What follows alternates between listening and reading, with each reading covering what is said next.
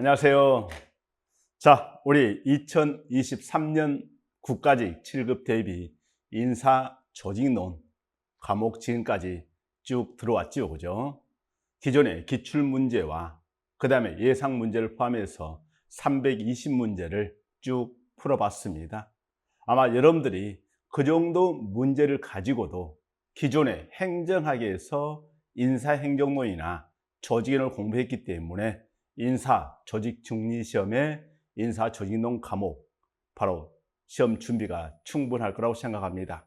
어느 정도 충분했는지 이것을 확인하는 차원에서 2022년 바로 국가직 7급에서 인사 조직 직류 인사 조직론 기출 문제를 한번 풀어보려고 합니다. 여러분들하고 함께 볼 텐데 제가 제일 앞에 총평을 집어넣었는데요. 기존의 인사조직론 기출문제에 비해서는 좀 평이하게 출제된 거 아닌가 그런 생각이 좀 듭니다. 다만 좀 어려운 문제가 있어요. 난이도 상에 해당하는 문제로 볼 수 있는 것이 17번 문제 의사 전달의 어떤 장애 극복 방안 이 문제가 있죠. 이게 이종수, 윤영진 새 행정학 책에 들어있어요. 따라서 앞으로 이 내용은 행정학 시험 문제에서도 충분히 출제될 수 있다 이렇게 보시면 돼요. 그 다음 22번 다양성 관리 문제가 있죠, 그죠? 그럼 이 내용도 마찬가지 이종수, 윤영진 새 행정학 책에 들어있는 내용이에요.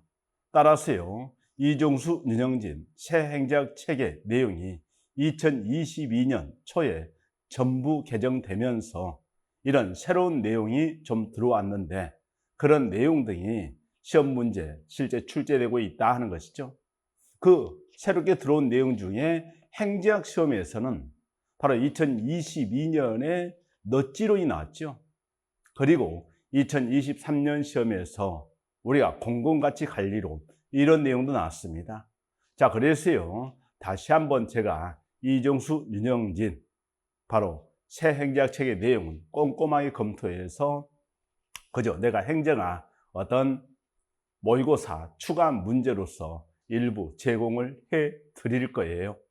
여러분들이 그 정도 문제를 좀 더 추가적으로 봐주시게 되면은 2023년 국가 7급이나 지방 7급에서 좋은 성과를 낼 수 있을 것이다 생각을 합니다. 그죠?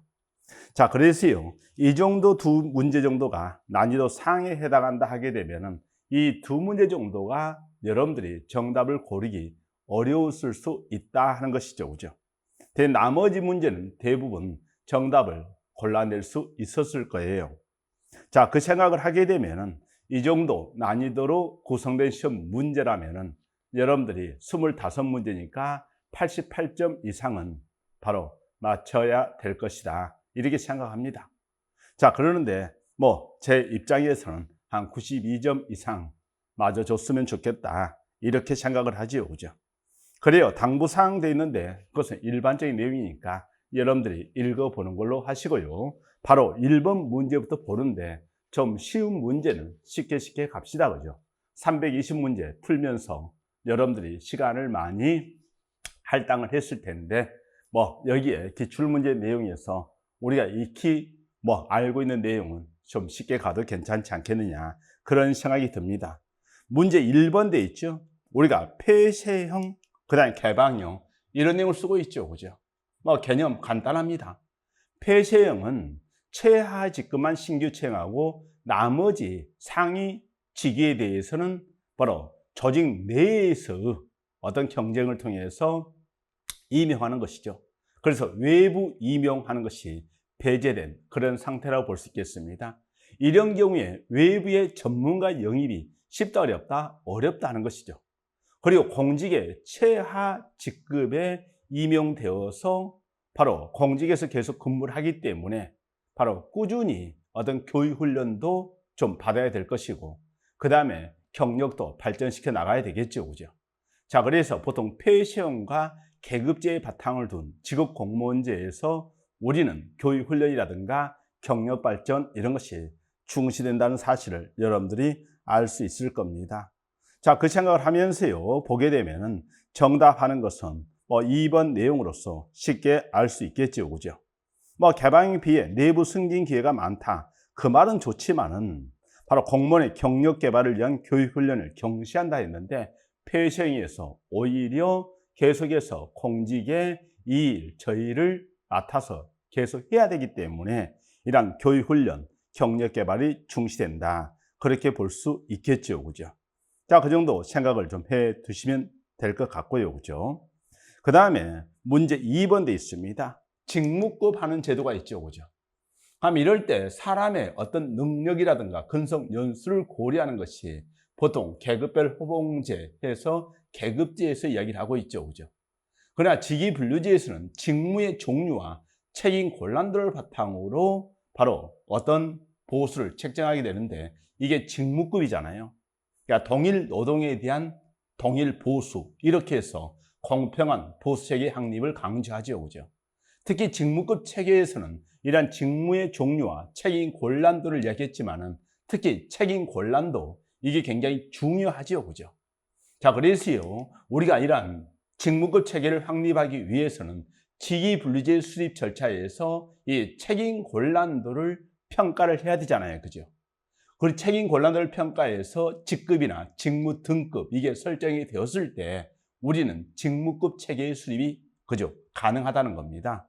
따라서 직무급을 수립하기 위해서는 또는 직무급 제도를 도입하기 위해서는 이런 어떤 직위분류제에서 직무 분석과 직무 평가 이런 데 있는데 바로 이러한 책임 권한도를 분석하는 직무 평가가 필요하다. 이렇게 봐줘야 되겠죠. 그죠? 자, 그래서요, 2번에 1번 중요성과 난이도 돼 있죠. 그죠? 대신 2번에 보면은 직무 실적이나 성과가 보수에 반영되는 변동급의 성격 이런 말을 썼는데 여기에 직무수행 능력을 바탕으로 주는 것이 직능급이고요. 그 다음에 직무수행 실적이라든가 성과의 바탕을 두고 보수를 주는 것이 성과급이나 실적급 이렇게 얘기할 수 있겠죠. 그죠?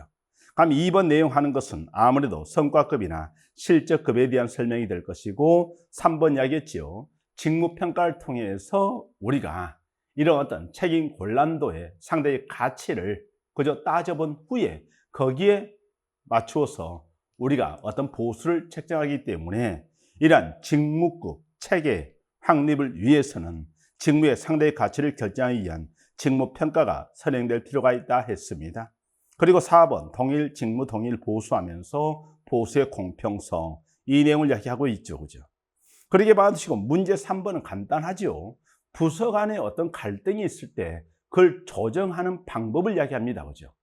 그럼 이럴 때 당연히 A 부서, B 부서 갈등이 있으면 그 전체를 총괄하는 위에서 갈등 조정을 하겠죠. 그죠? 그런 것이 계층제를 통한 갈등 조정의 방법이라고 볼 수 있겠고요. 그죠? 그 다음에 두 부서 간에 또는 세 부서 간에 이런 갈등이 생기게 되면은 각 부서에서 그죠? 사람들을 뽑아가지고 바로 회의를 한다든가 위원회를 만들어서 이러한 어떤 갈등을 조정할 수도 있는 거잖아요. 그죠? 그 외에 우리가 이제 갈등을 예방하는 방법으로서 바로 어떤 규칙을 설정해서 이런 자의적인 업무 수행 이런 것을 방지한다든가 또는 권한과 책임의 한계를 명확히 해줌으로써 갈등을 예방할 수 있을 겁니다. 그 생각을 하게 되면요, 기억되어 있는데 권한과 책임을 명확하는 조정이 수반되어 있는데 바로 물론 어떤 권한과 책임을 명확함으로써 갈등을 예방하는 것이죠. 그런 측면에서 조정의 수단이라고 볼 수 있겠습니다. 그 다음에 규칙 확립은 조정의 수단이 아니다 했는데 잘못이죠. 사전에 이런 규칙을 마찬가지 만들어 줌으로써 갈등을 예방할 수 있고 그런 것이 조정의 수단이 될 수 있다 했습니다. 디귿 맞고 리얼되어 있는데 계층계 활용은 조정의 수단이 아니다. 잘못이다. 계층계 상층부에서 바로 하위 부서 간의 갈등 이것을 조정해 나갈 수 있겠죠. 그죠? 자, 이렇게 해서 문제 3번 옳은 것만을 모두 골라라 했는데 정답 1번으로 쉽게 갈 수 있겠죠. 그죠? 문제 4번 갑니다. 책임 운영기관 제도 하게 되면은 우리는 신공공관리론 이런 그죠? 관점에서 도입된 제도라고 볼 수 있겠고요. 정부의 기능을 정책 기능과 집행 기능을 분리하고 돼 있잖아요. 그죠? 집행 기능에 대해서 시장성 조사를 통해서 민영화나 민간타 공기업화 책임 운영기관에 얘기했단 말이죠. 결국 여기에서 우리는 결정과 집행을 분리하기 때문에 여기에 1번 지문에서 말하는 조직 이론화 전략의 산물이다. 이 말은 맞아 안 맞아? 안 맞겠죠. 그죠? 그 결정과 집행을 분리하고 이 내용이니까요. 그러니까 1번 내용은 잘못이고요. 신공공관리론의 바탕을 둔 것이라고 볼 수 있겠고, 영국의 1988년대에 있고 우리나라의 경우에는 바로 1999년 김대중 정부대에 있죠. 그죠? 그래서 이것도 암기할 때는 제가 팔팔하게 99세까지 자기 인생에 대해서 책임지고 살자 이 말입니다. 팔팔하게 99세까지 암기할 수 있겠죠. 그죠? 그 다음에 3번 돼 있죠. 책임운영기관법상 기관장은 임기제 공무원 돼 있는데 이 기관장이 두 개가 있거든요. 중앙책임운영기관장이 있고 그 다음에 소속책임운영기관장이 있단 말이죠. 그죠? 그럼 중앙책임운영기관은 특허청이 지정돼 있는데 특허청장은 현재 정무직이잖아요. 그죠? 대신 소속책임운영기관장은 우리가 이제 이 5년 범위 내에서 최소 2년 보장하면서 임기제 공무원 이렇게 얘기를 하고 있다는 거지. 그래서요, 이 책임운영기관법을 전체를 쭉 보고 여기에 어떤 문제를 낸다면 이것을 좀 더 정확하게 낼 수 있는데, 보통 이 책임운영기관법 쭉 보다 보면 먼저 소속책임운영기관장 하면서 기관장 채용이 나와요. 그 다음에 이제 저 밑으로 내려가면 중앙책임운영기관장 이게 나온단 말이지.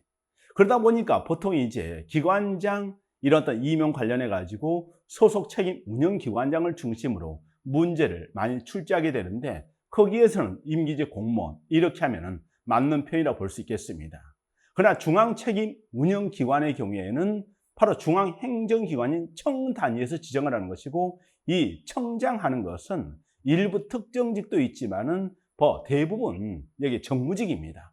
그래서 19개 청 중에서 15개 청장은 정무직이고요. 그 다음에 여기에 4개 청의 장은 여기에 특정직이란 말이지. 근데 그 내용도 나중에 뒤에서 시험 문제가 있으니까 그때 가서 제가 한 번 더 설명을 하게 될 겁니다. 자, 그러면 여기에 이제 3번은 좀 논란이 될 수 있겠죠. 그죠? 소속 책임 운영기관장은 임기제 공무원이고 중앙 책임 운영기관장은 정무직 공무원이다 보니까 논란이 될 수 있는데, 우리는 바로 이런 4개의 지문이 있으면 그 중에서 가장 먼 거 또는 가장 가까운 거, 이것을 답을 골라야 된다는 것이지. 자, 그래서 1번 내용은 확실히 잘못됐다는 거지. 대신 3번 내용은 소속 책임 운영기관장에 대한 설명으로는 맞고 중앙 책임 운영기관장에 대한 설명으로는 틀린 내용이 되는데, 여러분들이 확실히 틀린 거 1번을 답을 골라야 되겠죠. 그죠? 그리고 4번 돼 있는데 기관장에게 행정 및 재정상의 자율성 부여 그리고 성과에 대해 책임을 지도록 한다. 좋습니다. 그 정도 받으시고요. 문제 5번 돼 있죠. 그죠? 그럼 이건 이제 시험 볼 때 우리가 시험에 요건이 있는데 기본적으로 타당도가 있고 신뢰도가 있죠. 그죠? 그럼 타당도는 시험 목적의 달성 이런 의미고, 신뢰도는 측정 도구의 일관성 이걸 이야기하는 거잖아요. 그죠? 그리고 이제 타당도 신뢰도 관계에서 바로 신뢰도는 타당도 확보의 필요 조건이다. 충분 조건은 아니다. 이런 내용은 여러분들이 익히 알고 있을 거라고 생각합니다. 그런데 시험에 타당도의 종류에 보게 되면은 기내 구 3개가 있잖아요. 그죠? 그럼 기준 타당도, 내용 타당도, 그 다음 구성 타당도 있게 되는데, 기준 타당도 개념하는 것은 직무수행 능력 예측과 관련되어 있죠. 그죠? 자, 그래서요, 바로 시험 성적을 통해서 근무 성적을 예측할 수 있는가, 이런 내용이 되는데, 보통 비교는 시험 성적과 근무 성적을 비교해서 검증을 하게 되죠. 그죠? 한편 내용 타당도 하는 것은 직무 수행에 필요한 내용에서 지식, 기술, 태도를 포괄적으로 측정할 수 있는가, 즉 직무의 내용을 시험의 내용이 모두 포괄할 수 있느냐, 이 말은 대표성 확보라는 말과 관련되어 있다는 것이지. 그 내용 타당도 되는데, 여기에 5번 문제에서 이런 내용을 보게 되면은 직무 수행의 중요한 국면을 대표하는 정도 이렇게 했기 때문에 이건 내용 타당도가 되겠죠. 그죠? 한편 우리가 추상적 능력과 관련해서 고위직에 필요한 것이 바로 구성 타당도 또는 개념 구성 타당도 이렇게 이야기할 수 있겠죠. 그죠? 하면서 개념의 어떤 정확한 측정 이야기할 수 있고, 그 다음에 우리가 이제 이런 구성 타당도 내에 보게 되면은 수렴의 타당도가 있고 차별의 타당도 있는데, 수렴의 타당도는 동일한 개념이라면은 상이한 측정 도구를 사용했다 하더라도 바로 상관성이 높아야 되겠죠. 그죠?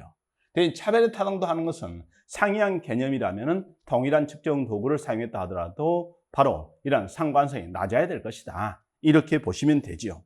자, 그래서 문제 5번 내용에서요, 이런 어떤 대표하는 정도, 포괄하는 정도, 이렇게 하게 되면은 이 내용은 내용 타당성으로 이야기할 수 있겠습니다. 그렇게 보시고 문제 6번 돼 있죠, 그죠?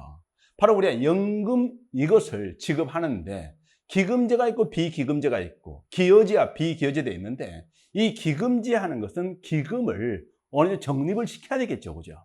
그러니까 시험 문제 나올 때 적립 방식, 그다음 부과 방식 이렇게 나오는데 적립 방식은 기금을 적립해서 일정 금액이 쌓인 후에 그 다음에 이제 뭐 하겠습니까? 이러한 연금 지급을 시작하겠죠, 그죠?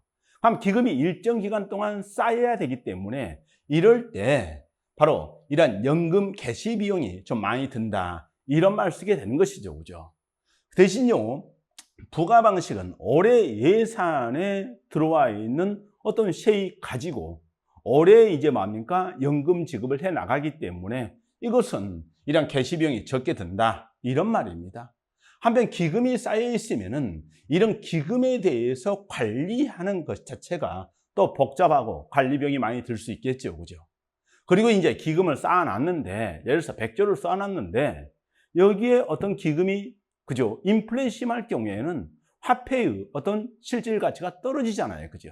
그럼 똑같은 금액을 받았다 하더라도 이럴 때 연금의 어떤, 그죠? 연금 급여의 실질 수준이 저하될 수 있다. 이런 게 이제 기금제의 약점을 이야기할 수 있겠죠, 그죠? 그러나 이제 기금제는 또 다른 편에 보게 되면은 뭐 기금이 쌓여 있으니까 한결같은 연금 급여를 보장할 수 있다, 이런 내용이고, 그 다음에 이제 우리가 어떤 일할 노동력이 있을 때, 그죠? 좀 저축을 해놨다가 노동력을 상실했을 때 연금으로 받는 형태, 이런 내용이기 때문에 이게 노동력의 감가상각 관념에 부합한다, 이런 말이 가능합니다. 자, 그런 걸 생각하면요, 옳지 않은 건 돼 있는데 결국 기금하는 것은 관리비 복잡 비용이 많이 든다겠죠? 기금시라 볼 수 있겠죠, 그죠? 그리고 3번에 보면은 이 내용이잖아요. 한결같은 연금 기여를 보장 가능하다, 이 내용이 되는데 이게 연금 지급의 불안정을 줄일 수 있다, 이런 편입니다. 그리고 4번 돼 있죠. 개시비용이 적게 든다 했는데 이건 잘못이죠. 기금을 일정 부분은 쌓아야 연금 지급을 시작할 수 있기 때문에 개시비용이 많이 든다, 이 말입니다. 그렇게 드시고요, 넘어갑니다. 문제 7번 돼 있죠. 부름의 선호 기대 이론 하게 되면은 제가 이제 EIV 이야기하면서요, 개념을 이야기했죠, 그죠? 그럼 내가 열심히 노력하면 높은 성과를 낼 수 있을까? 이게 기대라는 거죠. 그 다음에 높은 성과가 높은 보상으로 연결될 수 있을까? 이게 수단성입니다. 그 다음에 그 보상에 대해서 얼마만큼 내가 가치를 부여하는지, 이것을 유인가로서 선호의 강도라고 이야기를 하죠, 그죠? 그럼 이럴 때 기수유 세 가지 개념을 가지고 이야기하는데 여기에 문제 7번 내용을 보게 되면은 뭐라고 되어 있습니까? 결국 불공정한 인사관에 되어 있는데 좋은 성과를 거둘 수 있다는 자신감을 가지고 있다 하게 되면 이것은 뭡니까? 내가 열심히 노력해서 높은 성과를 낼 수 있다, 이 말이잖아요. 그럼 기대감은 이제 형성이 되어 있죠, 그죠? 그런데 승진을 매우 중요시하고 있습니다. 그럼 승진을 중요시하는 유인가, 이것도 이제 확보가 돼 있는 거잖아요, 그죠? 그렇지만은 바로 성과를 내더라도 승진에 반영되지 않고 이겁니다. 그럼 내가 높은 성과를 내더라도 승진이란 보상을 받을 수 있다, 없다? 없다, 이거잖아요, 그죠? 그럼 이게 이제 바로 수단성 확보가 제대로 되었다, 안 되었다? 안 되었다, 이 말이죠, 그죠? 그럼 이럴 때 개선이 필요한 항목은 뭐가 되겠습니까? 수단성, 이렇게 이야기를 하게 되는 것이죠, 그죠? 뭐 1번 역할 인지하는 것은, 그죠? 부름의 선호 기대 이론과는 직접 관계 없는 내용이라고 볼 수 있겠죠, 그죠? 역할 인지하는 것은 나중에 뒤에 포터롤의 업적 만족 이론, 이런 쪽에서 나오는 내용이라고 볼 수 있겠고요. 넘어갑니다. 문제 8번 돼 있죠. 에도크라시 돼 있는데 이 형태는 너무 간단하죠, 그죠? 보통 프레임팀이라든가 태스크포스 둘 다 임체제 기본입니다. 그리고 이제 프레임팀과 태스크포스는 뭐가 더 장기적입니까 하게 되면 태스크포스가 더 장기적이다, 이렇게 보는 시각도 있고, 그 다음에 프레임팀이 좀 더 장기적이다, 이렇게 보는 시각도 있단 말이죠. 그래서 이 내용은요, 상대적으로 문제를 풀 수밖에 없다는 거 생각을 하시고요. 그러나 기본은 둘 다 임체제라는 거, 그걸 생각을 해줘야 되겠죠, 그죠? 자, 그래서요, 여기에 3번에 보면 태스크포스는 부서들을 행적으로 연결하여 현안 문제를 해결하기 때문에 목적을 달성한 후에도 유지된다 했는데, 일단 프로젝트가 태스크포스 둘 다 뭐라 하겠습니까? 모두 임체제이다. 이게 중요한 표현입니다. 둘 다 임체제인데 양자를 비교할 때 프로젝트 팀이 그죠? 좀 더 장기적이라 보는 시각도 있고 태스크포스가 좀 더 장기적으로 보는 시각도 있으니까 이것은 상대적으로 지문을 보면서 풀어라 이거죠. 그죠? 그러나 기본은 뭐라 하겠습니까? 둘 다 임체제이다. 이렇게 봐주는 거죠. 그걸 생각하면요, 3번 내용은 잘못이 되겠죠. 대인 4번 프로젝트 팀은 원래 소속된 부서와 보고 라인을 유지하지만 그럴 수 있겠지요. 팀을 하나의 독립된 조직으로 인식하는 경향이 강하다 했습니다. 물론 해당 프로젝트를 완성하고 나면 또 해체되는 조직이다. 이렇게 알고 있어야 되겠죠. 한편 1번에 매트릭스 조직이 있는데 매트릭스 하는 것은 이중 소속이잖아요. 그럼 이중 소속 거기에서 우리는 명령 통일의 원칙에 위배된다. 이런 말을 생각할 수 있겠죠. 그죠? 이중 소속입니다. 결국은요, 갑이라는 사람이 이런 기능부서에 소속되어 있고 사업부서에 소속되어 있더라 하게 되면은 거기에서 이제 뭡니까? 이런 이중 소속으로 인해서 명령 통일의 원칙에 위배했고요. 그죠? 그 다음 네트워크 조직이 있죠. 이것도 잘 생각이 되죠. 시장 개척에 대비해서 네트워크 조직되어 있는데 네트워크 조직은 핵심 기능만 바로 중심 조직이 담당을 하죠. 그죠? 전략 계획 통제 같은 핵심 기능만 담당하고 나머지 기능은 아웃소싱 해서 외부에서 조달한다. 이 말이죠. 그죠? 근데 문제는 2번에서 핵심 기능을 외부 기관에 위임한다 했으니까 잘못이다. 이런 말이죠. 자, 그래서 옳은 것을 찾아내라 이렇게 했는데 1번, 2번, 3번 내용이 다 잘못이고 4번만 정확히 맞는 표현이죠. 그러니까 문제 9번 돼 있습니다. 조직 발전하게 되면 여러분들 감수 훈련 돼 있잖아요. 그죠? 한 실험실 훈련 또는 티그룹 훈련이다 하면서 결국 스스로 성찰 반성하는 것을 이야기하죠. 그죠? 그러니까 소수인은 구성된 집단을 대상으로 한다 했는데 3번 지문 정확히 맞는 표현이 되죠. 그 다음에 작업 집단 발전, 이것을 팀 발전 이렇게 얘기할 수 있는데 어떤 협력적 노력을 향상시켜 팀의 성과를 높이려는 방법이다 했는데 여기에 구성은 협조적 관계 형성 1번 지문 좋죠. 그죠?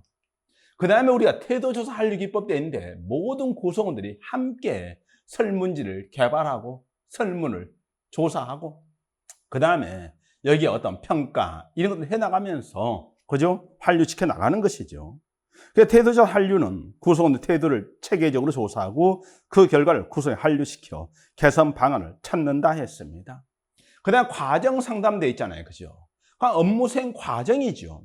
개인 또는 집단이 조직상의 과정적인 문제를 지각하고 이해하며 결정할 수 있도록 제3자인 전문가가 도와준다 했는데 이럴 때 제3자는 보통 외부 컨설턴트를 이야기하겠죠. 그죠? 외부 전문가를 얘기한다는 거지. 그런데 여기에 4번 지문에는 앞부분은 맞지요. 대신 내부 변화 담당자가 자문한다 했는데 이 내용은 아무래도 제3자에서 외부 컨설턴트를 이야기하는 것이 일반적이라는 거지. 그럼 4번 내용 하는 것이 잘못이다. 이렇게 봐주면 되겠습니다. 그러니까 지금 문제 10번 돼 있죠. 조직 목표에 모성돼 있는데 이 내용도 이종수의 시행계약 책에 들어있는 내용이 되는데 거기에 이제 4가지 모성이 나온단 말이죠. 그죠? 그러니까 사명 이해 모성돼 있는데 우리 조직의 사명, 미션이 뭔지 그에 대한 이해가 부족하다는 것이지. 그게 바로 어떤 모호하다. 이런 말이 될 수 있겠고요. 그죠? 그 다음에 두 번째가 이제 지시형 모호성 이런 게 있잖아요. 그죠? 그럼 지시형 모호성 이런 내용은요. 어떤 지침 이런 것이 좀 모호하다. 이런 말이죠. 그죠? 그러니까 지침으로 전환할 때 발생하는 경쟁적 해석의 정도 이야기하고 있고요. 그죠? 그 다음 우선순위 모호성 돼 있죠. 그죠? 그럼 이럴 때 다수의 목표 중 우선순위를 정할 때 마찬가지 그게 모호하다는 이야기를 하겠죠. 그죠? 그리고 이제 평가적 모호성이 됐는데 목표 달성 정도를 평가할 때 마찬가지 서로 해석이 다르다. 이 내용을 이야기하겠죠. 그죠? 그럼 여기에서 1번, 2번, 3번 내용이 이런 사명이의 모호성, 지시형 모호성, 우선순위 모호성. 그리고 이제 바로 4번 내용이 평가잖아요. 그죠? 그럼 평가적 모호성이 되어 있죠. 그럼 이럴 때 위임적 모호성 이런 표현은 여기에 그 해당 교재에서 사용하지 않고 있다 이 말입니다. 그죠? 자, 그래서요, 여기에 네 가지 모호성이 있는 것이고 4번 지문은 평가적 모호성을 의미한다. 이렇게 보시면 되죠. 그죠? 그렇게 해두시고 문제 11번 갑니다. 우리가요, 바로 이런 근무성적 평정 이런 걸 하게 되면 오류가 생길 수 있는데 관대하는 굉장히 후한 거잖아요. 그죠? 그 다음에 이제 엄격화 이런 것은 굉장히 박한 것이고요. 그죠? 그럼 이런 평가를 한다고 했을 때 이렇게 굉장히 후하게 준다든가 굉장히 박하게 준다든가 아니면 가운데 줘버린다든가 이런 내용이 관대와 엄격화 집중하잖아요. 그럼 이걸 막기 위해서는 우리가 뭐가 필요하겠습니까? 아무래도 좀 정규 분포선을 좀 그어봐라 이렇게 할 수 있겠죠. 그죠?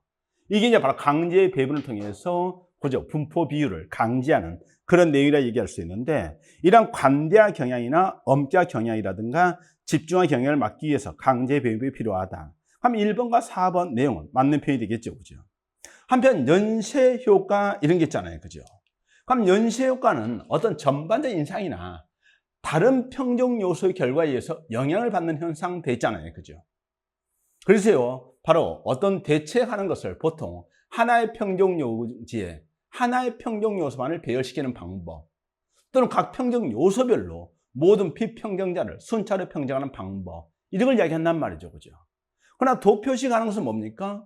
그죠? 여기에 지금 갑이라는 사람을 평정하는데 이럴 때 바로 실적기라든가 능력이라든가 제반 요소를 쭉 나열하고 그 다음에 거기다가 이제 뭡니까? 평가를 해나가는 거잖아요. 그죠?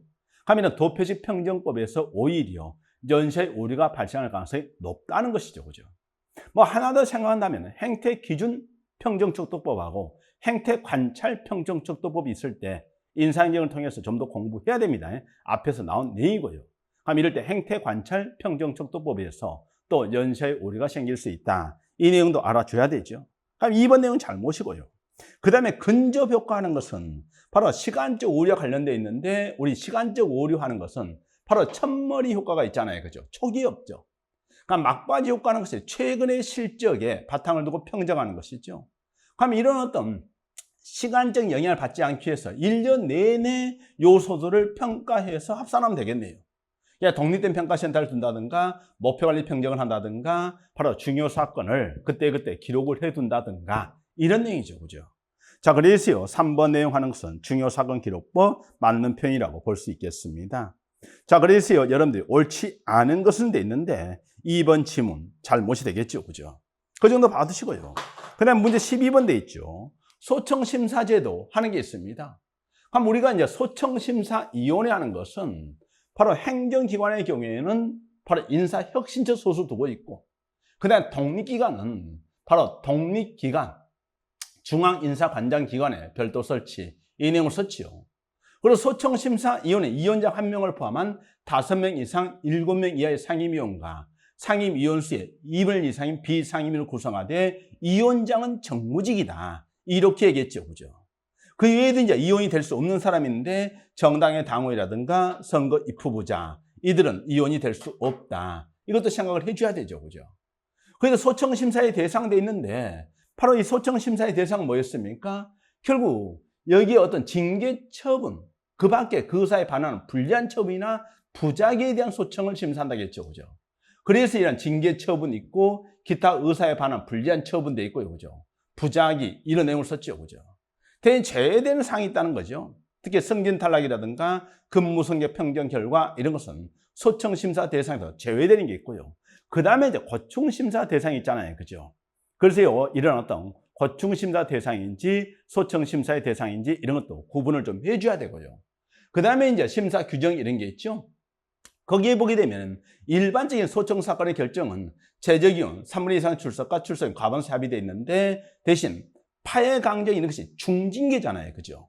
이럴 때는 최저기온 3분의 2 이상의 출석과 출석인 3분의 2 이상의 합의 이런 말 쓰고 있고요. 그죠? 그 다음에 여기에 소청심사위원회 결정은 처분행정처를 기속한다. 이런 말 썼습니다. 그죠? 그런 생각하면서요. 1번 돼 있는데 소청심사는 우리가 이제 여기에 특별행정심판에 해당한다. 이런 말 썼죠. 그죠? 그러니까 행정심판법이 있는데 거기에 근거해서 한 것이 보통 일반 행정심판이라고 이야기한다면은 개별 법률에 근거해서 이런 심판이 이루어진 것을 특별행정심판이라고 볼 수 있는데 이런 소청심사위원회 소청심사하는 것도 특별행정심판에 해당한다고 볼 수 있겠습니다. 그 다음에 2번 기속 맞지요, 그죠? 3번 위원장 정무직 맞지요, 그죠? 4번 돼 있습니다. 그냥 공무원의 근무 조건, 인사관리, 기타 신상 관련 불만 사항도 소청 심사의 대상이 되어 있는데 단순히 신상 관련 불만이라든가 그다음 근무 조건이라든가 이런 것들은 아무래도 고충 심사의 대상으로 보는 게 맞다는 것이죠. 뭐 인사관리 하는 내용은 조금 폭넓은 의미로 썼는데 일반적인 인사관리 이런 것들은 그냥 소청 심사의 대상이 마찬가지 또 아니라고 볼 수 있겠죠. 다만 조금 얘기했듯이 뭐 있었습니까? 징계 처분 생각하시고 그 다음에 여기에 기타 그 사에 관한 불리한 처분돼 있고 그 다음에 부작위 돼 있는데 복직 청구에 대해서 아무 응답이 없단 말이죠. 그런 것들이 이제 부작위잖아요, 그죠? 그걸 생각하면서요, 소청심사의 대상과 소청심사의 대상이 아닌 거 구분을 해주면 되겠습니다. 그렇게 하시고 문제 13번 돼 있죠. 개성기관과 참모기관 돼 있는데 개성기관은 이제 뭡니까? 뭐 대통령, 그 다음에 총리, 그 다음에 장관, 이렇게 실장, 국장, 과장 이렇게 내려오는 것이죠, 그죠? 참모기관 하는 것은 뭐 대통령 비서실이라든가 국무총리 비서실이라든가 이런 쪽을 생각하면서 봐주면 됩니다, 그죠? 그럼 개성기관은 아무래도 국민에 직접 봉사하되 참모기관은 개성기관에게 봉사함으로써 국민에게 간접 봉사하는 거잖아요, 그죠? 그럼 목표 직접 기여, 간접 기여. 현재 보수성이 강하다, 이상 비판적 성이 강하다. 일반 행정가다, 전문 행정가다. 뭐 개선의 장점, 권한과 책임 한계가 명확하다. 대신 막료돼 있죠, 그죠? 어떤 조직에 보게 되면 이런 막료 조직 자체는 좀 수평적인 관계로 형성이 되어 있다는 거지. 신축성, 동태성 이런 말 쓸 수 있겠습니다. 그렇게 하면요, 이 문제 정답은 너무 간단하죠, 그죠? 그러니까 개선기관은 결정 및 집행권에 있지만 참모기관은 없다 했고요, 그죠? 2번 개선기관은 권한과 책임이 명백하다. 참모기관은 최종 책임을 지지 않는다. 그 다음 3번 잘못이네요. 4번 돼 있죠. 개선이 안정성, 참모는 오히려 조직 내를 보게 되면은 신축성, 동태성 이렇게 이야기할 수 있겠습니다. 그렇게 하시고요. 넘어가서 우리가 역량평가 제도 하는 게 있잖아요, 그죠? 그럼 역량평가 제도 하는 것은 이거죠. 바로 공무원이 있을 때 역량이 있단 말이죠, 그죠? 그리고 이제 일을 할 거 아닙니까, 그죠? 그럼 이럴 때 실적이 나올 거 아니에요, 그죠? 이런 걸 생각하는데 여기에 지금 역량평가 이에 대해서 이제 평가하는 것을 역량평가 제도라고 이야기할 수 있겠죠, 그죠? 그리고 실적에 대해서 평가를 하게 되면 이게 이제 바로 근무성적 평가라든가 이런 내용이 되겠죠. 근무성적 평적 이런 내용이 됩니다, 그죠? 그럼 여기에서 역량평가하는 것은 아무래도 사전이다 사후다 이건 사전이 되겠죠, 그죠? 그리고 이제 실적, 근무성적 평적 이런 것이 사후 이런 내용이 될 수 있다는 거죠. 그런데 우리가 이제 이런 실적에 영향을 미치는 것은 역량 외에도 외부 환경 요인에 의해서 영향을 많이 받을 수 있다. 이런 내용이죠, 그죠? 그러니까 공무원의 입장에서는 보게 되면은 실적을 평가하게 되면은 내가 열심히 노력했는데 바로 대외적 환경이 안 좋아서 날씨가 안 좋아서 문제가 생겼다 하게 되면은 좀 뭔가 억울하겠죠, 그죠? 그래서 오히려 우리가 외부 환경 요인 이런 것들이 영향을 미치지 않는 그 사람의 순수한 어떤 역량 이걸 평가하는 것이 보다 객관적이라는 거죠. 근데 역량이 여러 가지가 있죠. 공통 역량도 있고 그 다음에 이제 어떤 전문, 직무 역량 이런 것들도 있는 것이고 일반 관리 역량 이런 게 있잖아요. 그럼 역량이 이제 다양한 역량 요소가 있으니까 다수의 평가자가 다양한 평가 기법을 이용해서 평가를 하는 것이죠, 그죠? 그리고 이제 이런 어떤 다수의 평가자가 최종 점수를 도출할 때는 합의를 통해서 도출한다. 이런 말들입니다. 그럼 1번 돼 있죠. 다수의 평가 참여하여 합의의 평가 결과를 도출한다 했습니다. 2번 돼 있죠. 구조화된 모의 상황을 설정하고 그런 상황에서 어떻게 대처해 나가는지 그걸 보면서 평가하는 거잖아요. 그러니까 피평가적 행동을 직접 관찰해 평가하는 방법이고요. 그 다음 3번 돼 있죠. 과거의 성과를 기반으로 평가한다? 잘못이죠. 오히려 이제 역량 이것이고 사전 검증 장치라고 볼 수 있는 것이고 거기에서 이제 우리는 뭘 생각할 수 있다겠습니까? 바로 이런 어떤 평가자의 다수가 하기 때문에 주관성을 배제할 수 있는 것이고 성과에 대한 외의 변수도 통제할 수 있다는 내용이 되겠죠, 그죠? 우리나라에는 고위공무원단 역량평가 제도도 있고 그 다음에 과장급 역량평가 제도도 있는 내용이 되겠습니다. 그러니까 3번의 앞부분 잘못이고 4번 지문 쉽게 알 수 있겠습니다. 그 다음에 문제 15번 돼 있죠, 그죠? 액션 러닝을 효과적으로 수행하기 위한 필요한 요소가 아닌 건데 있는데 액션 러닝 있잖아요. 그죠? 그럼 여기에서 이제 액션 러닝 이런 걸 보면서요. 실천 학습을 얘기했는데 뭐 전문가의 지원 이런 걸 받아서 과제 해결책을 도출하는 그런 방법으로서 실제 문제를 해결하는 과정에서 학습이 이루어지는 내용이라고 볼 수 있겠죠. 그죠? 그리고 이제 역량 기반 교육 훈련 속에 보게 되면은 워크아웃 프로그램, 멘토링, 액션 러닝, 학습 도지 이런 게 있단 말이죠. 그죠? 그럼 여기에 생각해 보세요. 이거 전체가 이제 역량 기반 교육 훈련이고 그 안에 이제 액션 러닝 이런 게 있는 거잖아요. 그죠? 자, 그래서 우리가 이제 액션 러닝 쪽으로 한정시켜서 본다면은 가장 거리가 먼 것은 뭘까 이거잖아요. 그죠? 그럼 적절한 과제를 선정하고 적절한 학습팀을 선정하고 그다음 학습자의 어떤 동기부여 그 다음에 적합한 질문 이게 중요하단 말이죠. 그죠? 그래서 이런 적절한 답변이 중요합니까? 적절한 질문이 중요합니까? 하게 되면 오히려 적절한 질문이 중요하다는 거 이걸 생각해야 되고 그 다음에 이제 도움을 주는 바로 여기에 퍼실리테이터가 필요하다는 것이죠. 자, 그래서요 이런 숙련된 퍼실리테이터 돼 있는데 적절한 역량 모델을 수립한다 하게 되면 우리가 어떤 역량 개발, 역량 그죠? 평가 이런 쪽에서 뭐 나오는 그런 내용이기 때문에 또 역량 기반 교육 이런 쪽에 대해서 나오는 내용이 되겠죠. 그죠? 그러니까 문제 15번도요. 가장 거리가 먼 거 하나를 고른다 하게 되면은 1번 하는 것이 가장 거리가 멀다. 이렇게 봐줄 수 있겠죠. 그죠? 그 정도 봐두시고요. 문제 16번 갑니다. 거래 비율은 돼 있죠.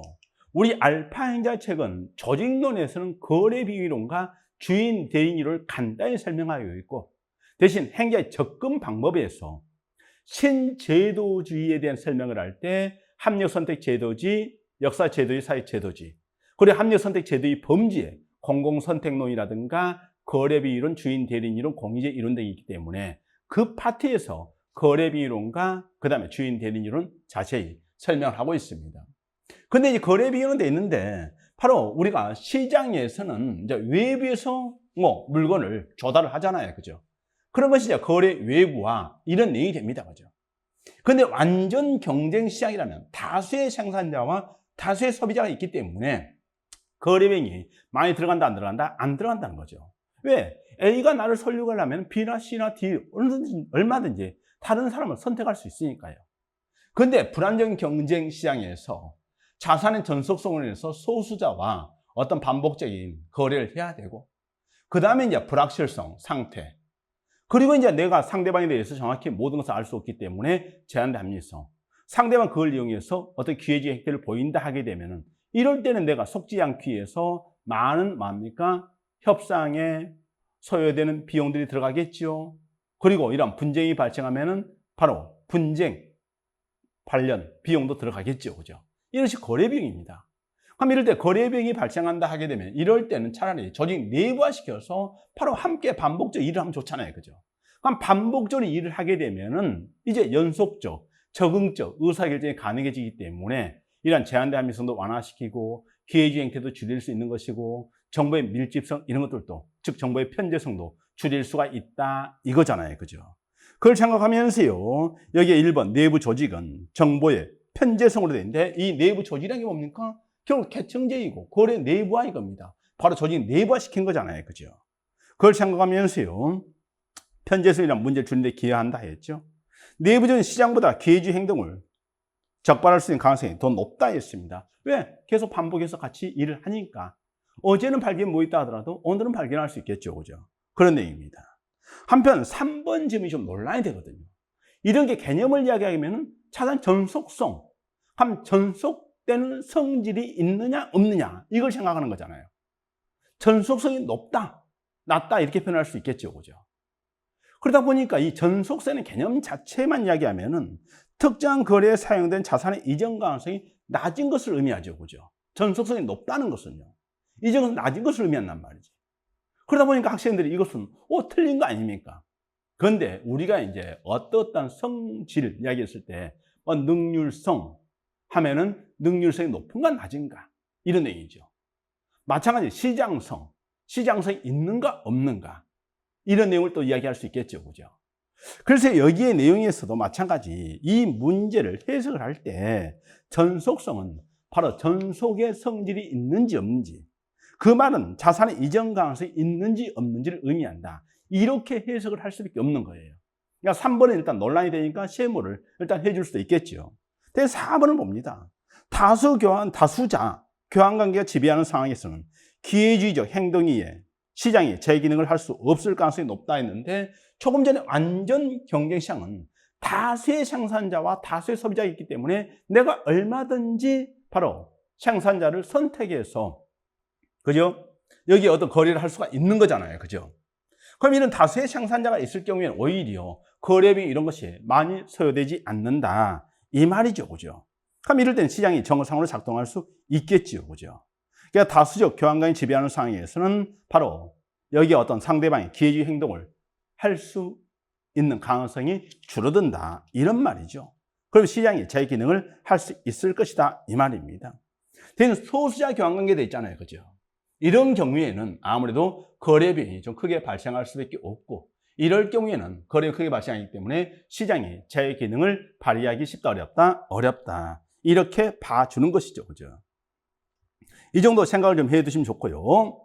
문제 16번의 경우에 3번과 4번 지문 내용에서 3번이 일부 조금 해석상 논란이 좀 될 수 있겠지만은 4번 내용이 확실히 틀렸다는 것을 알 수 있겠죠. 그 정도 봐두시고요. 다음 17번 돼 있습니다. 의사전달 장애 극복 방법도 있는데, 제가 앞에서 총평을 이야기할 때 이게 이종수, 유영진 세행자책에 들어있는 내용이라겠죠. 그죠?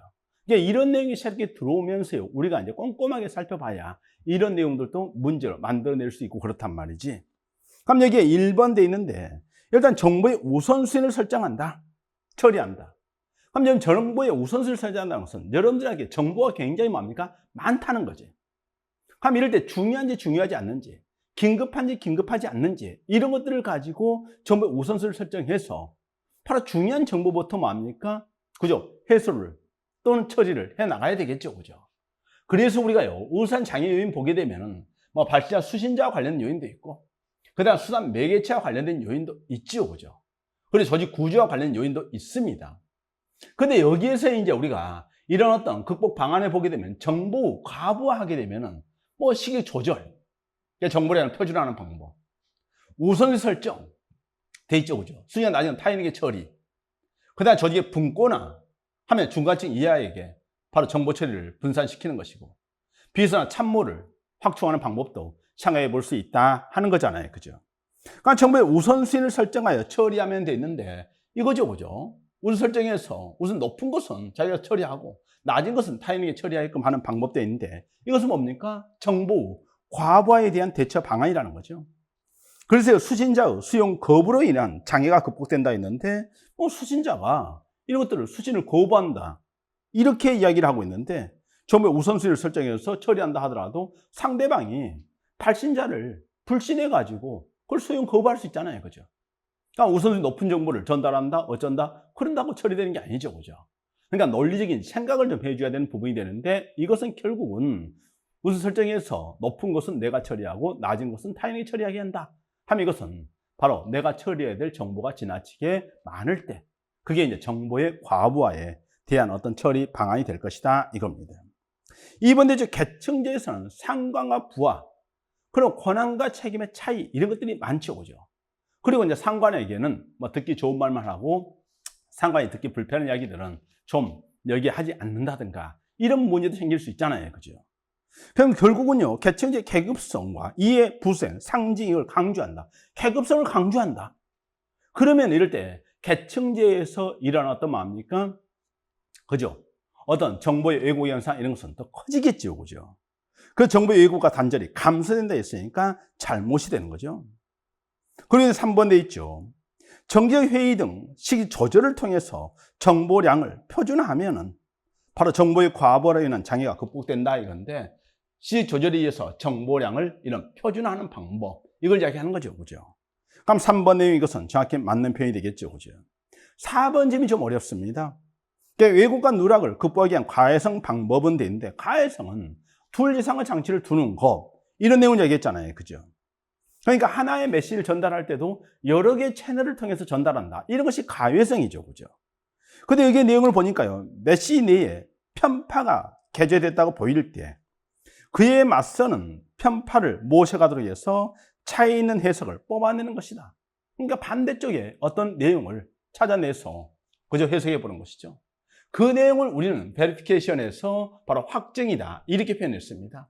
그냥 메시지 내에 편파가 개재됐다고 보일 때 그에 맞서는 편파를 모셔가도록 해서 차이 있는 해석을 뽑아내는 방식도 있죠. 그죠? 자, 그래서 가해성과 구별을 해서 확정을 보시고요. 그 다음에 이제 통과되어 있잖아요. 그죠? 중개자를 좀 제거하는 방법도 생각을 해볼 수 있겠고요. 그죠? 그 다음에 사후에 검사에서 완료시켜 나가는 방법도 좀 생각을 해봐야 되겠죠. 그죠? 정확하게 전달이 되었는지 또는 누락된 것은 없는지 왜곡된 것은 없는지 이런 것이 사후 검사를 통해서 밝혀질 수 있을 것이다 이겁니다. 자, 그래서 여러분들이요 앞으로 이런 문제가 또 시험 문제에 나올 수 있다는 생각을 하면서요 이렇게 나올 수 있겠죠. 정보, 과거에 대한 대처 방안으로 옳은 것은 틀린 것은 또는 왜곡과 누락에 대한 대처 방안으로 옳은 것과 틀린 것은 뭐 이렇게 썼는데 이럴 때 이제 뭡니까? 가해성, 확증, 통과 그리고 문지기 확충 뭐 이런 식으로 이야기하게 되면은 이럴 때 문지기 확충하는 것이 가장 거리가 멀다 이렇게 얘기할 수 있겠죠. 그죠? 그러니까 여기에 이제 문지기는요 바로 비선한 참모와 같은 사람을 이야기를 좀 하고 있습니다. 그러니까 문지기라는 의미도 여러 군데 달리 사용되는 것 의미가 좀 있다는 거 생각을 하면서요 여기에 문지기는 비선한 참모와 같은 사람들을 문지기로 이야기를 하고 있다 그렇게 보시면 되겠죠. 그죠?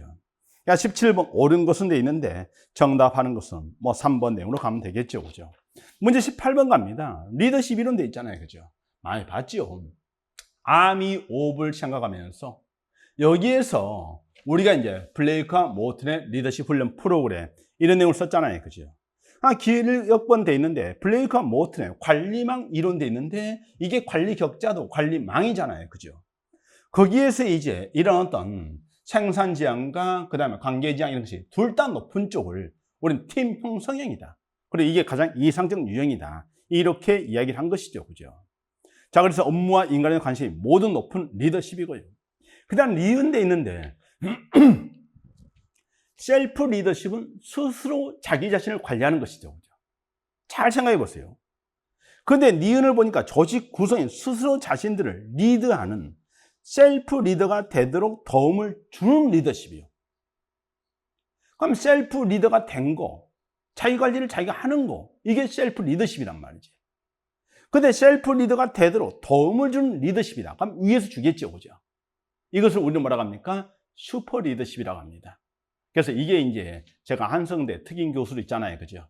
그 한성대 총장으로 계시는 이창훈 총장께서 쓴 책이 새 조직론 책이 있는데 바로 이창훈 교수님이 썼던 그 새 조직론에서 또 조직이론 문제들이 제법 많이 출제가 되고 있어요. 그죠?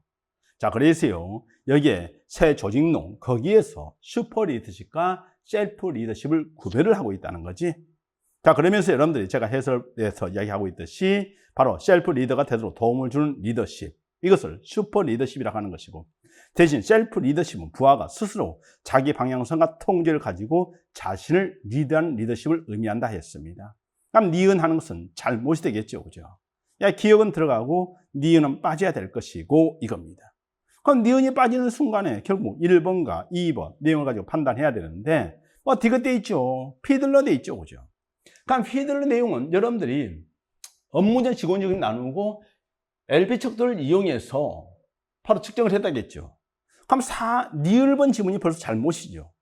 에반스 하우스성, 하면 지시적, 지원적, 참여적, 성취지향적 리더십 이걸 제시한 쪽이잖아요. 그죠? 근데 LPC 점수를 이용해서 이런 리더십을 측정하는 것은 휘둘르니까 리을은 잘못이 됩니다. 대인 디귿 이 세 가지는 반드시 암기하라겠죠. 그죠? 리더의 업무 권력. 그죠? 리더의 업무 권력이죠. 업무 구조입니다. 조직 구조가 아니에요. 대신 직무 구조 이런 식으로 표현할 수 있겠죠. 그죠? 자, 그러면서요 3번에 보게 되면 디귿번 보게 되면은 상황에서 세 가지는 리더와 구성 관계, 리더의 지휘 권력, 그다음에 업무 구조. 정확히 맞죠? 그러니까 리더의 업무 권력 생각하면서 그다음에 결론은 간단하죠. 매우 유리하거나 매우 불리할 때는 업무 중심형, 중간 상황에서는 직원 중심형 이렇게 봐두시면 되겠습니다. 18번 내용 그 정도로서요. 정답 1번 갈 것이고 19번 돼 있죠. 중앙인사기관 돼 있는데 우리나라는 기본적으로 쭉 흐름들, 이것도 시험 문제 나온 적이 있었죠. 잘 봐줘야 돼요. 그러면서 우리가 1963년, 98년까지 바로 이 박정희 정부 시절부터 그죠? 김대중 정부 초기까지 총무처 돼 있지. 김대중 정부 전까지 총무처 돼 있잖아요. 김대중 정부 들어와서 내무부와 총무처를 합쳐서 행정자치부. 대신 99년 1년 지난 후에 행정자치부와 중앙인사위원회로 이원화시켰죠. 이 중앙인사위원회로 노무현 정부에서 인사기능이 일원화되죠. 이 중앙인사위원회가 뭡니까?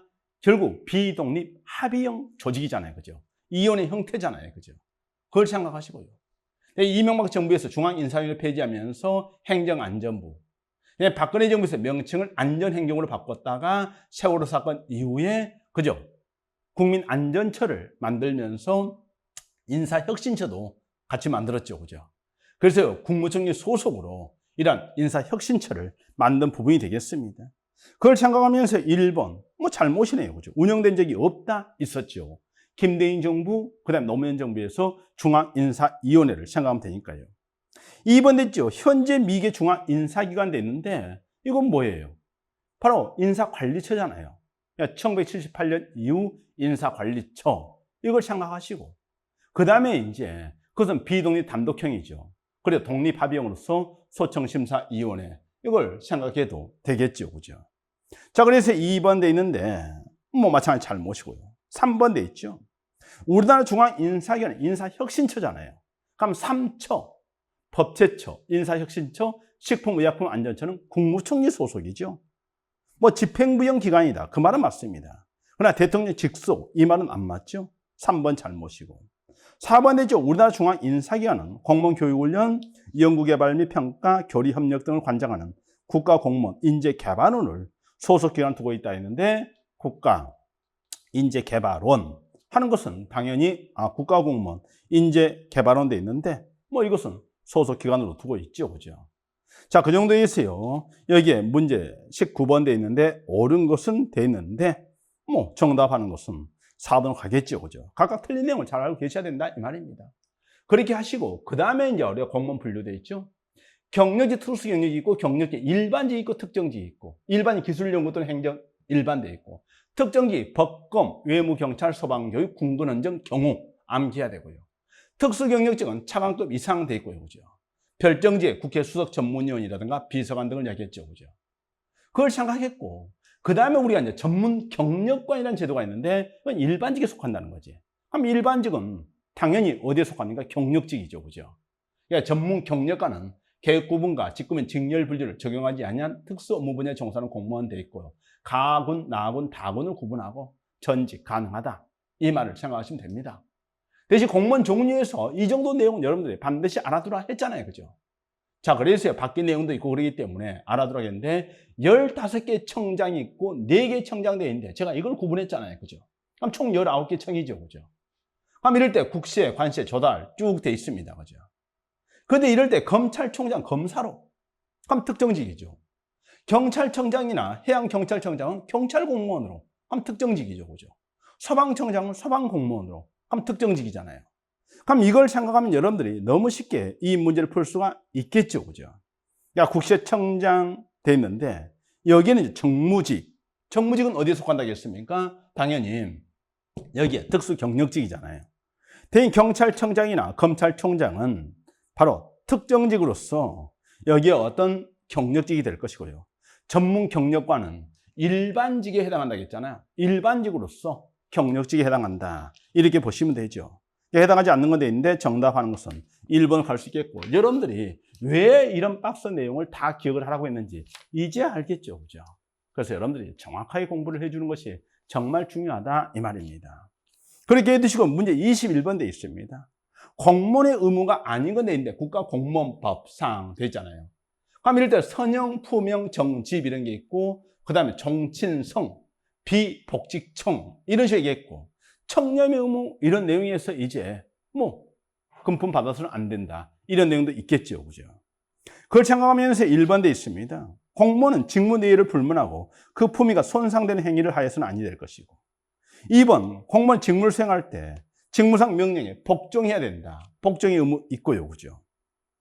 그 다음에 3번 돼 있죠. 그죠? 직무와 관련하여 직접적인 간접적인 사례 증여 또는 향응을 주거나 받을 수 없다. 청렴 의무와 관련돼 있죠.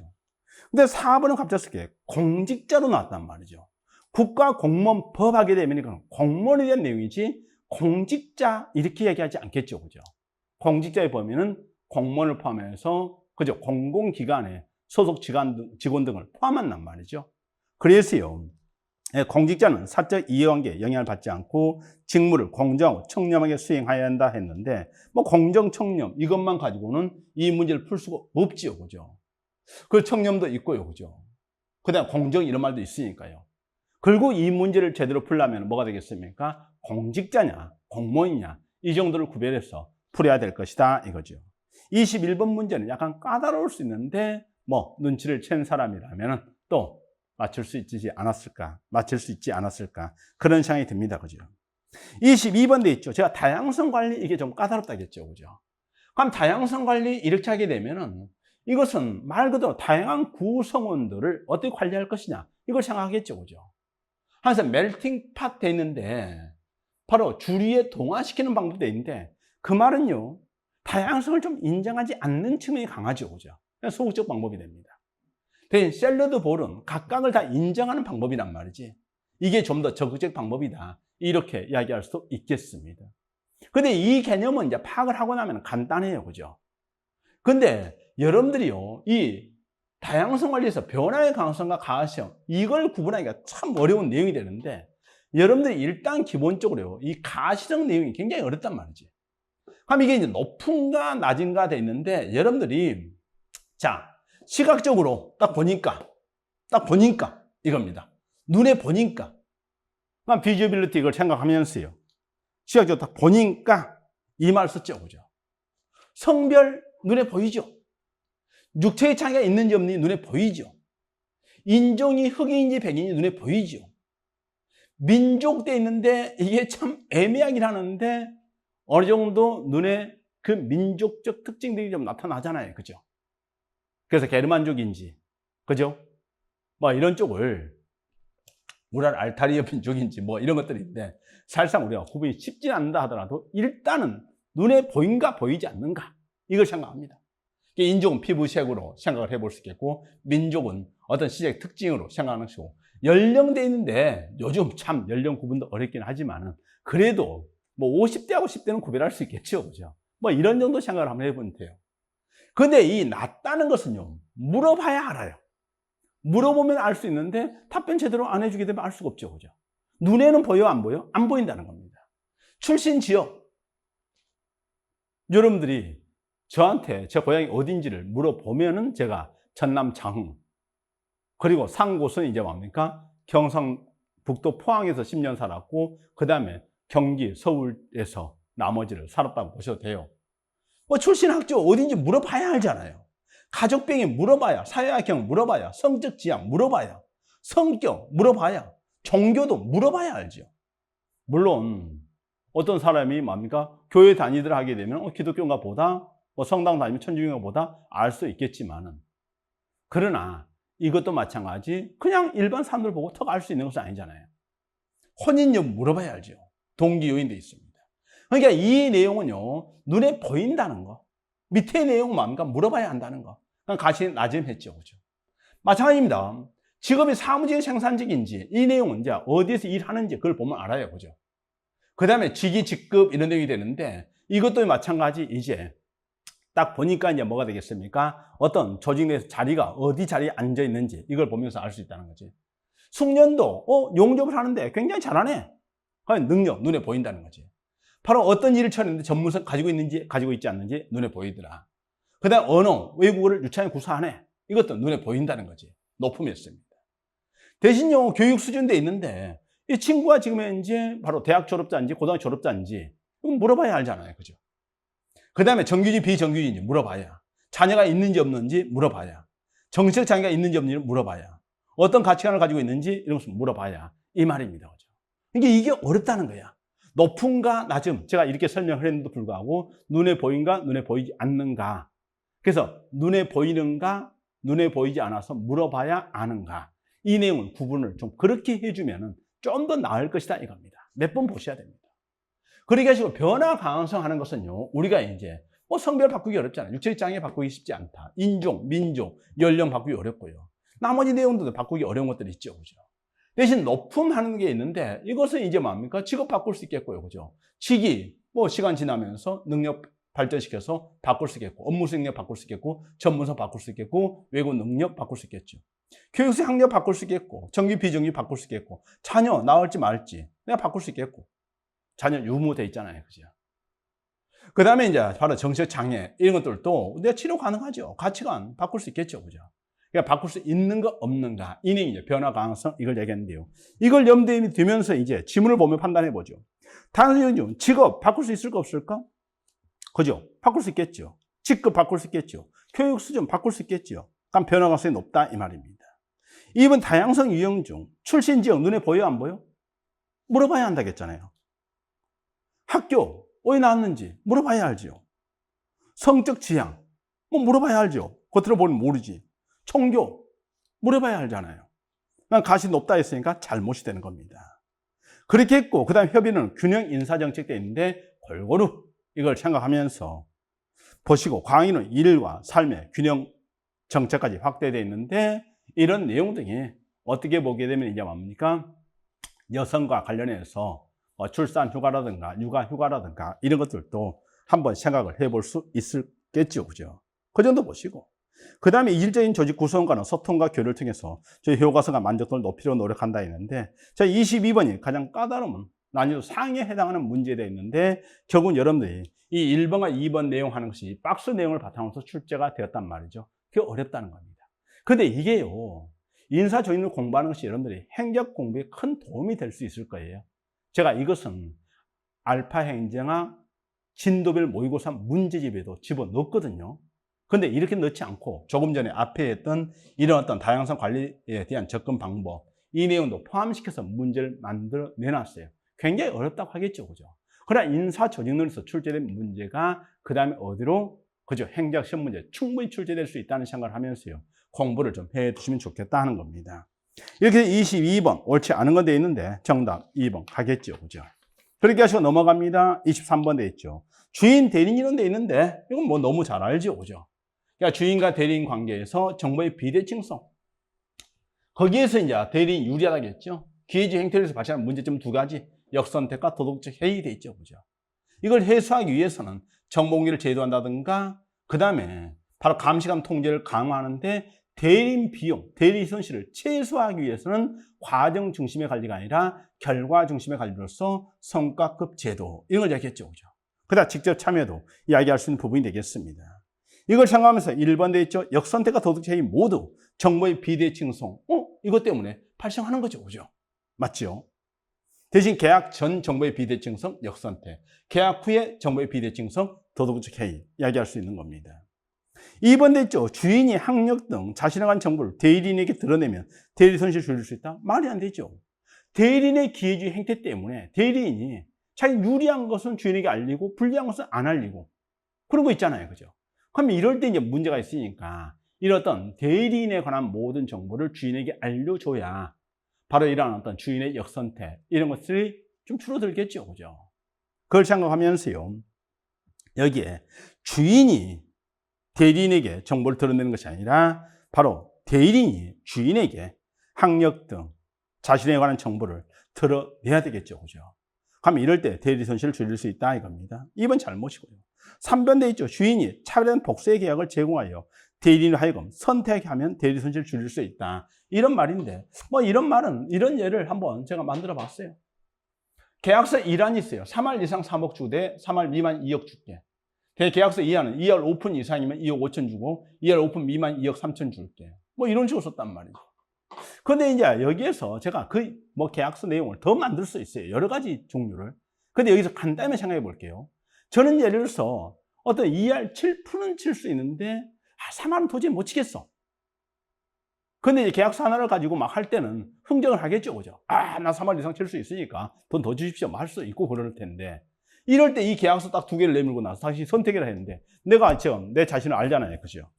그럼 여기에서 이제 이런 어떤 나는 2할 7푼 정도 되기 때문에 1번 취하게 되면 나 2억밖에 못 받을 가능성이 있잖아요. 그죠? 그럼 계약서 2안을 선택하게 될 것이다. 뭐 이런 것들을 생각하면서요. 바로 이런 대리인이 자기 자신의 실력에 맞추어서 이런 계약서를 선택하게끔 만들어주는 거. 이런 것이 대리 손실을 줄일 수 있는 방법이 된다. 이런 말이죠. 그 다음 4번 대조 주인이 다수의 대리인을 고용하여 대리인 경쟁과 상호 통제를 유도하면 대리 손실을 줄일 수 있다는데 너 아니면 다른 사람에게 맡기면 되잖아요. 그죠? 그래서 오히려 소수자와 그죠? 바로 이런 거래가 이루어졌을 때 문제 생길 수 있다겠죠? 그러니까 다수자와 이런 어떤 거래가 형성될 수 있다면요. 이런 어떤 거래 비용도 줄일 수 있겠고, 그 다음에 대리 손실도 줄일 수 있다. 이런 말입니다. 옳지 않은 건 돼 있는데 정답은 너무 쉽게 알 수 있을 겁니다. 2번으로 가겠지요. 그렇게 하시고 24번은 너무 많이 났던 문제죠. 따라서 여러분들이 쉽게 알 수 있을 겁니다. 둘 다 낮은 거 회피, 둘 다 높은 협력이죠. 중간에 어정쩡한 것이 타협되어 있는데 일부 양보, 일부 획득 이런 내용이잖아요. 그죠? 내 것만 이해하겠다면 경쟁이 되는 것이고 상대방 것만 이해해 주겠다면 내가 수용하겠다, 수긍하겠다, 어코모데이팅 이렇게 했습니다. 자, 그러면요. 여기에 일단 수용돼 있죠. 그죠? 자신의 이익은 양보하고 상대방 관심사를 만족시킨다. 좋죠? 해피, 둘 다 뭐로 빠지는 것이죠. 그죠? 갈등 쟁점부터 비켜서거나 해결을 연기하는 방식도 있고 협력은 둘 다를 만족시킨다고 했잖아요. 그죠? 부분 만족이 아니죠. 그럼 중간이 이제 부분이잖아요. 그죠? 그럼 3번 내용은 타협에 대한 설명이고 4번 경쟁돼 있는데 자신의 이익만을 취하는 방식이죠. 그렇게 얘기했습니다. 25번 갑니다. 쓰레기통 모형 돼 있죠. 그죠? 그럼 이럴 때 쓰레기통 모형은요. 코에 마치 옳은 생각하면서 조직은 무정부 상태에 있고 세 가지 쪽 불확정적 선호, 불명확한 기술, 일적 참여자 돼 있습니다. 그럼 일단 1번 지금 맞죠? 결정에 참여하는 사람들의 선호는 불확정적이다. 맞지요? 그 다음에 2번 돼 있죠. 바로 의사결정이 이루어지기 위해서 내가 요소가 필요하다 했는데 문의 참여 또는 문의 참선, 선택 기회로 나오기도 합니다. 그럼 문의 참여 또는 문의 참선 돼 있는데 네 가지 흐름이 따로따로 흘러다니다가 우연한 계기로 맞아 떨어지게 되면 이런 말이잖아요. 그죠? 그럼 그게 이제 우연한 계기, 점화 계기, 이것이 극적인 사건, 이게 될 수 있겠죠. 그죠?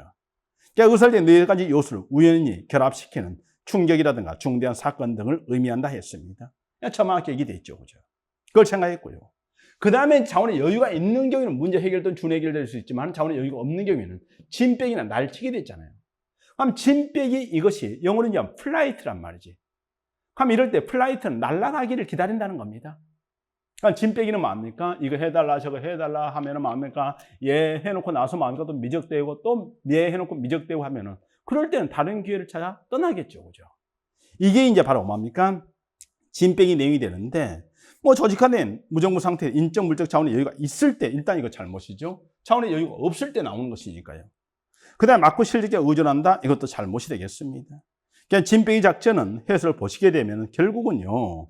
해결에 주된 문제와 함께 이와 관련 다른 문제들이 있어서 결정이 이루어지지 않을 때 관련된 문제들이 스스로 다른 의사결정 기회를 찾아 떠날 때까지 기다리는 거. 그래서요. 우리가 번역을 할 때 미뤄두기 이런 식으로 번역을 하기도 하는 내용이 되겠죠. 그죠? 그 다음 4번 날치기 돼 있죠. 빨리 통과시켜버린 거죠. 끼워 넣어서 통과시켜버리기도 합니다. 그래서 조직화된 무정부 상태에서 인적 물적 자원의 여유가 없을 때 중점 문제 해결을 재빨리 결정해버리는 방식 이런 것이 날치라 볼 수 있겠죠. 옳지 않은 건 돼 있는데 정답은 3번 돼 있는데 결국 제가 지금까지 이야기를 쭉 하다 보니까 행정에서 배운 내용들이 결국 몇 %입니까? 제가 그랬잖아요. 최소 85% 이상은 된다고요. 그럼 이것도 마찬가지. 한 2문제 정도 하는 것이 이제 좀 생소할 수 있겠고 나머지 문제는 행정학에서 그죠? 기본 기초이론이라든가 일부 정치와 관련 내용도 있지만은 대부분 조직이론과 인사행동론에서 다루었던 내용들이다 이 말입니다. 그죠? 행정 문제도 보통 한 문제 정도 또 7급에서 한 2문제 정도 바로 교재에서 빠질 때도 있잖아요. 그죠? 그럼 인사조직론 문제는 좀 더 강론으로서 깊게 나오는데 빠져나가는 문제가 전혀 없다 말할 수 있겠죠. 그죠? 그러나 제가 85% 정도는 충분히 커버할 수 있겠고 그럼 여러분들이 이제 인사조직론 이런 특강을 통해서 나머지를 보충을 해나가면은 여러분들이 인사조직론에서도 상당히 고득점을 할 수 있을 것이고 그게 남들과 차별화를 꾀할 수 있을 것이고 그걸 통해서 여러분들은 바로 2023년 시험에서도 합격할 수 있을 것이다. 물론 2024년 준비를 하는 사람이라면 그때 시험에 또 합격을 할 수 있겠죠. 그죠? 자, 그래서 여러분들 원하는 시험에서 꼭 합격할 수 있기를 바랍니다. 그래요. 시간을 좀 짧게 가려고 했는데 그래도 설명하다 보면은 의외로도 시간이 많이 흘러간단 말이죠. 그죠? 그래요. 제 강의 여기까지 할 텐데 마지막으로 당부드리고 싶은 말이 있습니다. 자신감 정말 중요합니다. 시험에 임박하면 점점 더 중요한 게 자신감입니다. 자신감이 떨어지잖아요. 공부하기 싫어요. 그리고 포기를 하게 돼요. 자신감 정말 중요하고요. 그 다음에 이 시험에 반드시 합격해야 되겠다는 그 간절한 마음이 정말 중요해요. 그러니까 누군가는 뭐 긍정이 걸작을 만든다 이런 말 쓰기도 하고 그랬는데 저는 자신감과 간절함이 걸작을 만들 것이라고 보고 있습니다. 그죠? 그리고 열심히 한 당신에게 합격은 누가 선의로 주는 선물이 아니란 말이죠. 여러분의 권리가 되는 겁니다. 그죠? 그러니까 여러분들이 당연한 권리, 이걸 찾기 바라는 마음을 가지고 여러분들의 시험 합격을 간절한 마음으로 기원하겠습니다. 그래요. 고생하셨고 열심히 하셔가지고 올해 시험에 꼭 합격하시기 바랍니다. 예, 수고하셨습니다.